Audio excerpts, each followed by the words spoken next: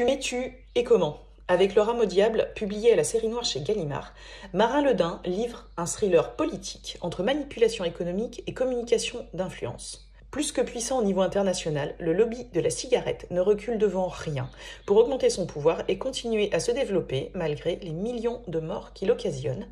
Et c'est l'occasion, avec Le Rame au diable, de plonger un petit peu dans les mécanismes et fonctionnements de ce plus puissant des lobbies. Alors, comment s'est écrit ce roman, Marin Ledin? Qu'est-ce qui vous a donné envie d'écrire Le Rame au diable? Ah, j'adore cette question. J'en sais trop rien.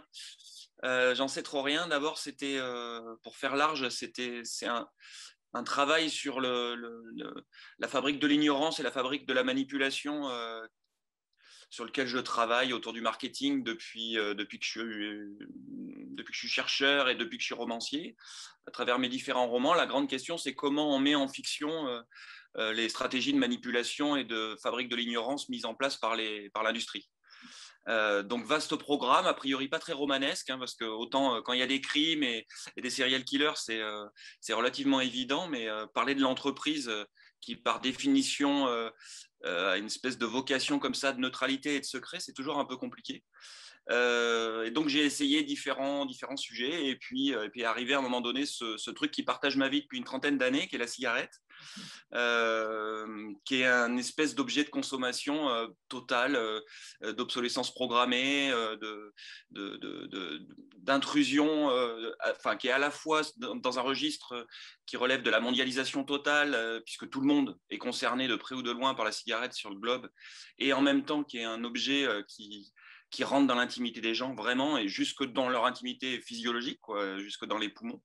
Et voilà, et donc j'ai creusé un peu le fil de cet objet bizarre, et comme l'industrie du tabac est l'une des plus puissantes au monde, elle dispose donc d'immenses moyens marketing, et on peut imaginer de moyens un petit peu de manipulation, de corruption, et l'histoire nous montre que c'est le cas. Donc voilà comment est né en gros le roman. Et vous disiez que vous faisiez un travail de chercheur, parce qu'effectivement, quand on lit votre roman, on voit qu'il y a un travail, ça on y viendra après, mais un travail de documentation, de recherche sur justement les lobbies, la communication d'influence, comment les manipulations de masse, etc. Vous êtes chercheur en quoi pour avoir approché tout ça? Non, en fait, j'ai été chercheur dans une vie antérieure. J'ai une thèse de doctorat en communication politique, et puis ensuite j'ai travaillé comme alors, je mets chercheur entre guillemets avec des pincettes, parce que je travaillais pour un groupe qui était public puis qui est devenu privé, qui était France Télécom, devenu Orange. Et donc, j'ai cette espèce de casquette de chercheur, voilà, entre guillemets. Je ne le suis plus du tout depuis 2007. Je me consacre uniquement à l'écriture. Mais du coup, j'ai tiré de ça en fait des méthodes de travail qui sont des méthodes assez simples de lecture, quoi. Pas vraiment des méthodes d'enquête. Je suis pas journaliste. J'ai pas enquêté pour Le Rame au diable. Je suis pas allé m'introduire chez des lobbyistes et essayer de trouver des informations auxquelles personne n'aurait accès. Non, non, il y a des journalistes qui font ça très bien, des essayistes aussi. Il y a beaucoup de matières documentaires qui existent sur le sujet.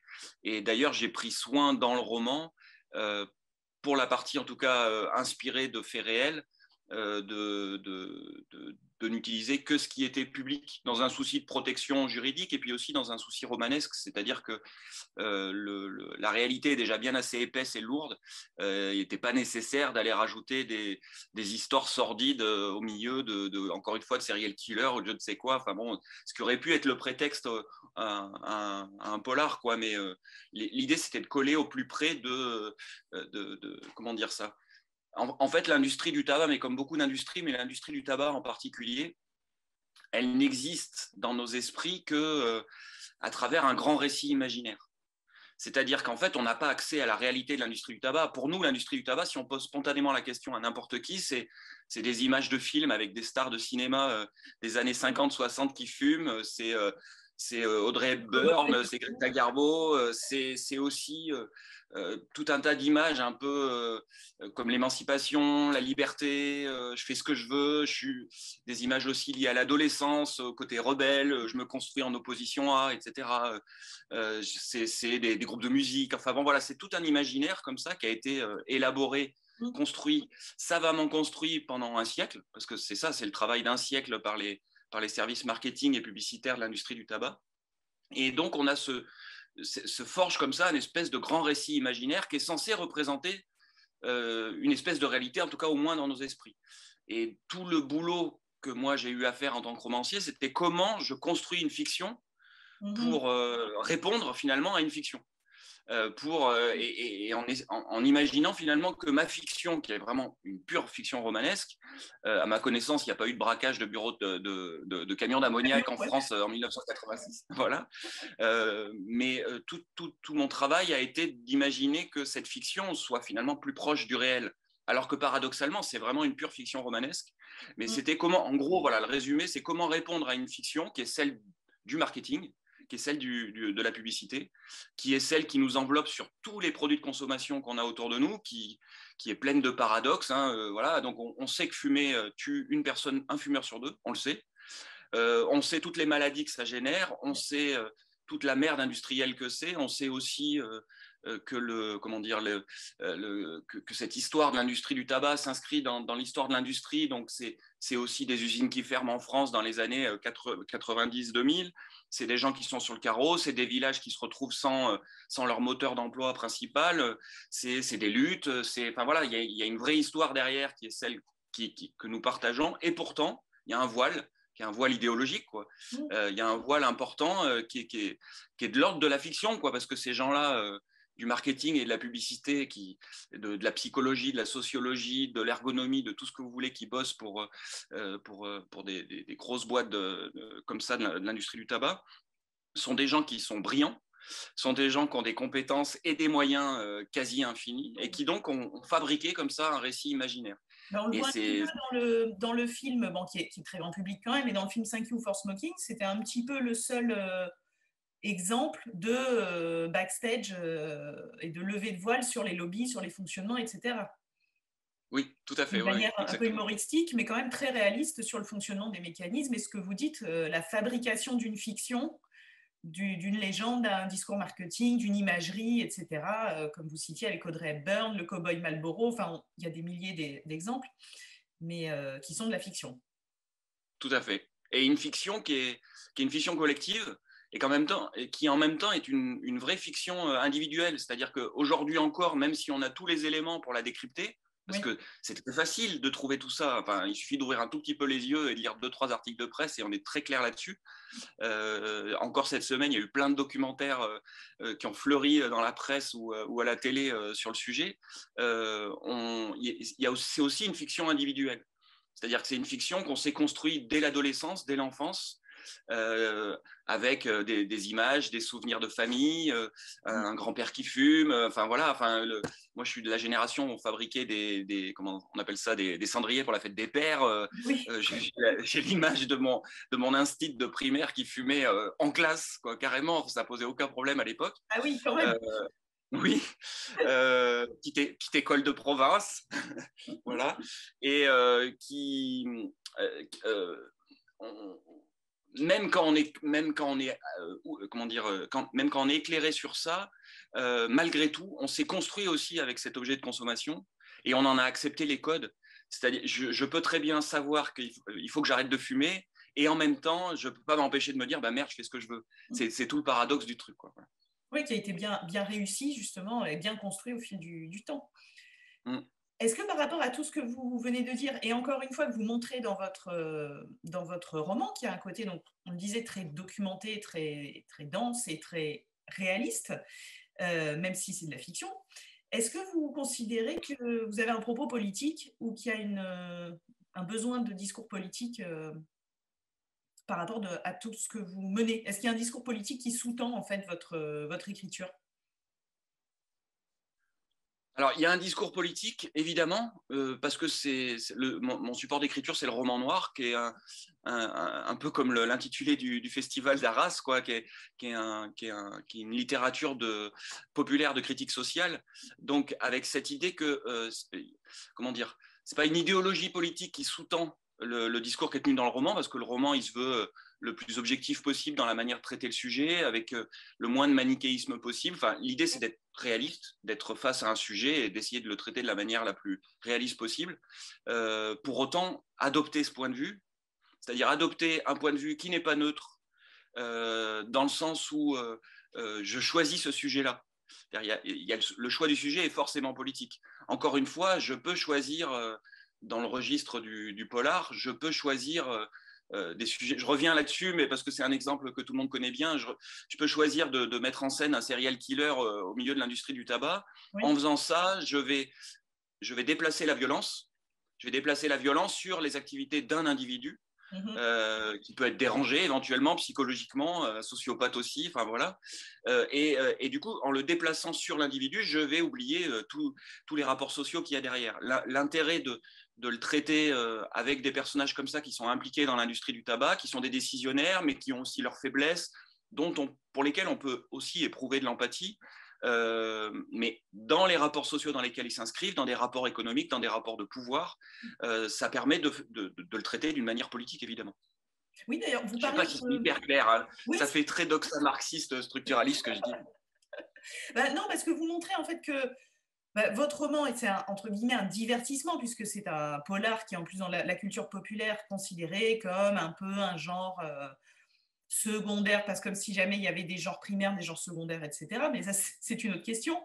Mais vous montrez justement qu'on peut faire passer des messages et voire même avoir une certaine fonction éducative sans que ce soit dominant du tout, mais de faire passer des informations, de faire passer des messages via la fiction. Parce qu'honnêtement, quelqu'un qui lit des polars, il va sans doute pas lire les documents que vous avez utilisé pour construire votre polar. Il lira votre polar, il va apprendre un certain nombre de choses, réfléchir à des mécanismes.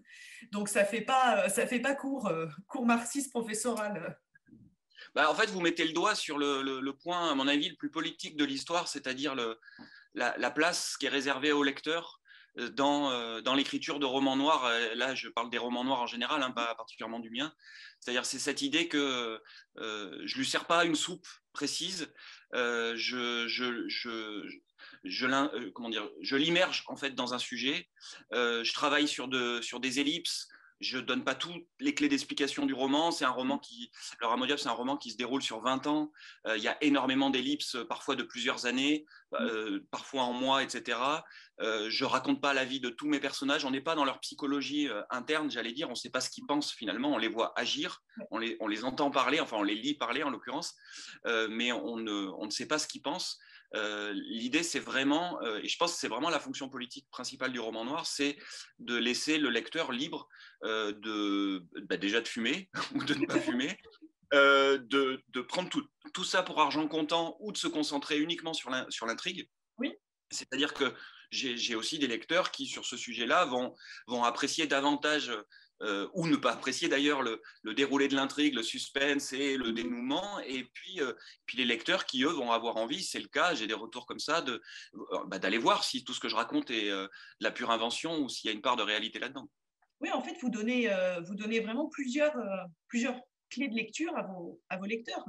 Et comme vous dites, ça se retrouve effectivement souvent dans le roman noir, après avec ses différents genres, etc. Mais cette fonction on vous raconte une histoire à plusieurs niveaux, vous choisissez ce que vous voulez en prendre, ça peut être du pur divertissement, comme vous dites, avec l'intrigue, les tractations, les meurtres, les barbouzes un peu, etc., ou aller chercher aussi à la source, est-ce que ce que Marin raconte est vrai, et passer du côté investigation et documentation, en fait. Ouais, et puis essayer de montrer, de fabriquer une espèce de toile de fond, c'est-à-dire que ce roman, comme il fonctionne vraiment sur l'ellipse, l'idée, c'était à la fois de lui raconter cette industrie du tabac sur 20 ans, et en même temps de pointer du doigt comme ça des événements historiques. Il y a l'affaire Massikin qui apparaît à un moment donné, il y a les attentats de Tati, il y a les tours du World Trade Center. C'est pas central, si vous voulez, dans le roman du tout, ça n'apparaît que de manière anecdotique. Pour autant, ce sont des marqueurs qui ont peut-être un lien ou pas. Moi, je ne le sais pas, c'est vraiment intuitif, j'allais dire, c'est presque esthétique, artistique, quoi. Je me dis que ces événements-là font partie aussi de cette histoire sanitaire, sécuritaire, dans laquelle s'inscrit l'industrie du tabac, puisque l'industrie du tabac, le roman démarre en 86, il démarre, c'est pas anecdotique, c'est-à-dire que c'est vraiment le moment où il commence à y avoir une montée en puissance comme ça d'une doxa sécuritaire, d'une doxa sanitaire. La santé, de manière souvent fallacieuse, mais devient un élément très très important parce qu'on commence à se poser des questions sur la manière dont on mange, les endroits où on vit, mais ça correspond aussi aux fermetures d'usines. Enfin, voilà, il y a tout un paradoxe comme ça. Il y a des bons sentiments et puis il y a aussi des pensées un peu moins propres derrière. Et l'industrie du tabac, à ce moment-là, va arriver aussi la loi E20, l'interdiction de fumer dans les lieux publics, la publicité à la télévision, des campagnes de prévention pour interdire d'essayer de cibler les jeunes qui sont l'unique public cible du marketing et de la publicité dans le tabac, évidemment, hein, puisque c'est les seuls qui vont se mettre à fumer. Alors. Tout ça arrive à un moment où l'industrie du tabac doit se renouveler. Elle doit renouveler totalement son discours pour pouvoir continuer à vendre des clopes. Et a priori, elle a très, très bien réussi. Et c'est vraiment, voilà. Et donc, l'idée, c'est de trouver des marqueurs comme ça qui vont être juste des espèces de guides. Le lecteur va les apprécier ou pas, il va voir un lien ou pas. Moi, je ne sais pas forcément directement s'il y a un lien. Je suppose qu'il y en a un, mais je n'ai pas creusé le sujet. Encore une fois, je ne suis pas essayiste ni chercheur dans le domaine de l'industrie du tabac. Je ne connais rien quasiment. Il y a des gens éminemment spécialistes sur ces sujets-là. Mais l'idée, c'est vraiment de construire une espèce de toile de fond qui va, de manière intuitive, guider le lecteur. Et c'est pour ça, en partie, que vous disiez que la psychologie de vos personnages était volontairement pas très creusée. C'est vrai c'est un peu des archétypes. On a le col blanc, on a l'ancien militaire un peu trouble, mais quand même au grand cœur, des filles un peu paumées, mais qui essayent de se retrouver. C'est donc un choix de pas être rentré dans leur psychologie, de les avoir posés comme tels et de les faire agir plus que réfléchir, se questionner, etc., comme on le retrouve dans d'autres romans noirs, par ailleurs. L'idée, c'est pas de dire, c'est de montrer. Alors, je ne sais pas si je réussis, mais en tout cas, l'idée, le projet de départ, c'est vraiment de montrer des gens en train d'agir. Encore une fois, au lecteur, pas trop de descriptions, je rentre le moins possible dans leur tête. Évidemment, on y a accès par les dialogues, oui. la manière dont une personne agit, forcément, ça parle d'elle. Mais encore une fois, chaque lecteur ou chaque lectrice a une grille d'interprétation, d'analyse de la manière des conséquences psychologiques de l'action d'un personnage. Donc, voilà, libre au lecteur de trouver Bartels un pur salaud, de le trouver plus subtil. Moi, mon préféré, par exemple, c'est Muller dans l'histoire, alors que Muller, typiquement, dans le roman, c'est peut-être le personnage le plus romanesque. C'est vraiment le tueur, c'est la figure du polar. Oui. Alors que Pardon, allez-y. Il m'a fait penser à certains personnages de Dantec, d'ailleurs, ce côté, justement, cet archétype du mec de polar. Voilà, voilà, c'est ça. Et, c'est mon personnage préféré parce que pour le coup, c'est vraiment le pur personnage de fiction. Les autres n'existent pas, je les ai inventés, mais on peut coller à la réalité assez facilement avec les autres personnages, ce qui n'est pas le cas avec lui. Et donc moi je l'aime parce que finalement c'était mon personnage le plus facile. C'était celui que je me suis référé à tous les codes du genre, quoi. C'était un régal. Je ne sais plus pourquoi je disais ça, mais bon, j'ai fait une petite parenthèse. Oui, par rapport à la psychologie et au fait qu'on voit vos personnages agir plutôt que penser. Et d'ailleurs, ça donne un roman qui est très cinématographique. Enfin, votre scène d'ouverture avec ce braquage donc, des camions d'ammoniac, on est dans la grosse production américaine, comment ça se déroule. C'est très imagé ce que vous avez comme écriture. Oui, alors c'est bien involontaire de ma part parce que j'ai une culture cinématographique. Je suis absolument pas cinéphile, j'y connais rien, je suis vraiment un ignare. J'ai vu très très peu de séries, je crois que j'ai vu 3 ou 4 séries dans ma vie, donc j'ai dû voir The Wire, Breaking Bad et je sais plus quelle est la 3e. Donc j'ai vraiment pas cette culture-là et je l'ai d'autant moins que j'ai jamais fait de scénarisation, enfin un petit peu pour l'adaptation d'un de mes romans précédents, mais enfin bon, j'ai pas vraiment fait de la scénarisation. Et donc je pense que ce qui génère ça, c'est vraiment cette idée de montrer. Encore une fois, c'est cette technique d'écriture qui consiste à montrer et faire parler les personnages, mais à ne pas dire. Et du coup, forcément ça donne ce côté un petit peu. Je pense que quand on est lecteur, c'est une de mes manières de travailler. Quand on est lecteur, on est obligé du coup de mettre les images derrière, quoi. Voilà. Oui. Alors peut-être, du coup, j'en sais rien. Je ne sais pas si ça marche comme ça. En tout cas, il n'y a pas de volonté de ma part d'essayer de séquencer parce que j'ai pas cette culture-là. Je sais pas le faire.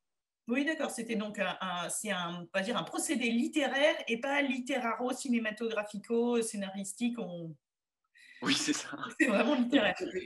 est peut-être hérité d'une culture polar. Je ne sais pas, quand je lis Manchette, qui par ailleurs faisait de la scénarisation, il écrit comme ça, et peut-être qu'aussi ce genre, le roman noir, induit ça aussi. Enfin, c'est possible. Oui, c'est possible que ce soit un truc du genre Oui. mais qui ne se retrouve pas non plus chez tout le monde. Enfin, ou alors plusieurs auteurs de polar vont avoir des manières différentes justement de mettre en scène et de faire passer des messages ou non. Enfin, c'est toujours assez passionnant de voir quelles sont les similitudes et différences entre auteurs de polar. Oui, puis il y a ce truc dans le, dans le polar qu'on appelle néopolar, là, le polar behavioriste, comportementaliste, avec des phrases assez courtes, sujet, verbe, complément, enfin, quand il y a 2 adjectifs dans une phrase, c'est qu'il y en a au moins un en trop, quoi, donc on le supprime. C'est aussi cette idée que j'ai perdu le fil, ça y est. J'ai perdu le fil. En tout cas, on n'est pas du tout dans le sujet verbe complément dans votre texte. Il est écrit là aussi, puisque ça fait un peu partie des clichés sur le polar, c'est facile à lire, c'est du divertissement, et généralement c'est mal écrit. Cette idée tend quand même à disparaître vu la qualité des polars, en tout cas français, mais également internationaux. Vous, il y a un vrai travail d'écriture autour de vos sujets. C'est pas seulement montré, comme vous dites, c'est vraiment écrit. Oui, c'est pas n'importe quel sujet, pas n'importe quel verbe et pas n'importe quel complément quand même, on travaille. Il y a des petits adjectifs, parfois, c'est pas mal. Hein. Oui, et puis par définition, souvent dans le roman noir, les sujets sont pas sexy.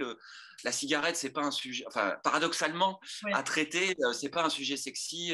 L'industrie, le marketing, le commerce sont des choses qui sont pas sexy. En général, on lit du polar précisément pour se divertir et se détendre. Une fois qu'on est sorti du boulot, donc c'est pas pour y retourner en nous racontant comment marche une séance de créativité. On en a rien à faire. D'où forcément aussi le travail sur la langue pour essayer d'accrocher le lecteur, quoi. C'est une espèce de déclaration d'amour au lecteur. J'aimerais bien que vous me suiviez sur 608 pages sur un sujet a priori qui ne vous intéresse pas. Vous n'allez pas aller lire d'articles là-dessus. Vous essayez d'arrêter de fumer depuis 20 ans, vous n'y arrivez pas, ça vous énerve de lire un truc là-dessus. Mais par une technique d'écriture assez rythmée, une phrase en entraînant une autre à la lecture, on va essayer de vous accrocher et de vous intéresser à ce sujet-là, parce que finalement, il parle de nous.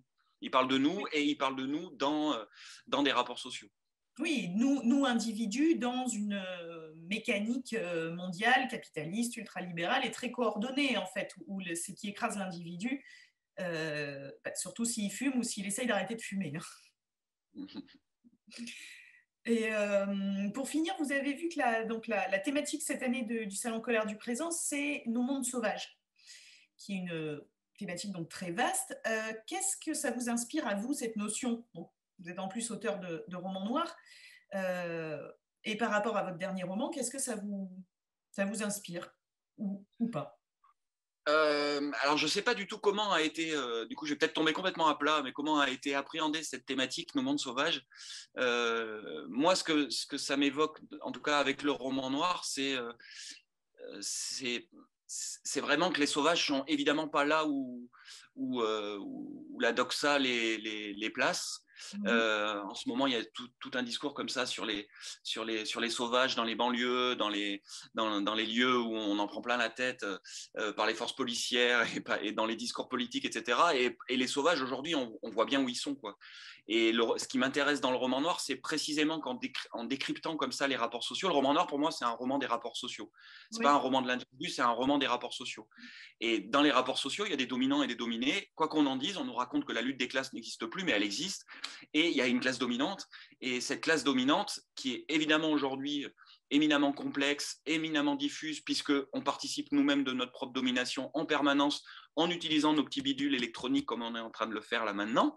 Voilà, les rapports sociaux traversent cette visio-zoom là en permanence, parce qu'il y a des petites mains qui ont extrait tous les matériaux qui ont servi à fabriquer les piles, l'ordinateur. Il y a des petites mains qui les ont assemblés, puis ça a été transporté. Il y a des zones entières qui sont sécurisées pour assurer le transport. Il y a des cargos qui se mettent en travers du canal de Suez pour éviter que mon petit ordinateur arrive jusqu'à chez moi, etc.